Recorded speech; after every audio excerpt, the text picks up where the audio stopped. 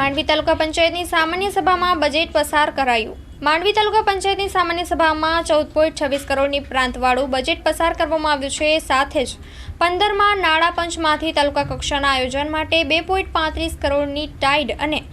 અનટાઇડ ગ્રાન્ટની સર્વાનુમતે પસાર કરી જિલ્લા કક્ષાને મોકલવામાં આવી છે। આજરોજ બજેટ અંગેની તાલુકા પંચાયતમાં સામાન્ય સભા હતી, જેમાં ગત સાલનો 2 કરોડ ને 18 લાખનું બજેટ છે એ અંગે ચર્ચા કરવામાં આવી અને જે ગઈ સાલનું બજેટ સુધારેલું હતો એ 3 કરોડ અને 20 લાખનું બજેટ એ અંગે ચર્ચા કરી અને બજેટને સર્વાનુમતે બહાલી આપવામાં આવી। અને બીજો મુદ્દો હતો કે ગઈ સભામાં જે ચર્ચા થઈ હતી કે તાલુકા પંચાયતનો જે બિલ્ડિંગ છે એનો સ્ટ્રક્ચર ખૂબ નબળો થયો છે અને એમાં કંઈક 35-40 લાખ કોન્ટ્રાક્ટરને આપવાના બાકી છે, તો એ રકમ કોણ આપે? તો તાલુકા પંચાયતના સભ્યોએ નક્કી કર્યો કે આ રકમ છે એ આરએનબી ખાતામાંથી મળવી જોઈએ,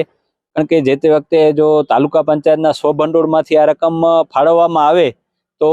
તાલુકા પંચાયતના માંડવીમાં 90થી ઉપર ગામ છે એના વિકાસના કામો માટેની આ સ્વભંડોળની રકમ હોય છે, તો એ રકમ જો એક જ પાર્ટીને 35 લાખ જેવી ફાળવી આપવામાં આવે તો એ વિકાસના કામો અટકી જાય એમ છે। અને બીજું, આજથી 5 વર્ષ પહેલાં જે કોન્ટ્રાક્ટરે આ બિલ્ડિંગ બનાવી છે એ બિલ્ડિંગ આખી તમે જોઈ શકો છો કે 5 વર્ષમાં આખી બિલ્ડિંગ ખખડી ગઈ છે અને ખાસ તો જો બિલ્ડિંગનું બોર્ડ પણ જુઓ એનાય કોઈ ઠેકાણા નથી રહ્યા, એટલે એકદમ નબળું બાંધકામ કરવામાં આવ્યું છે।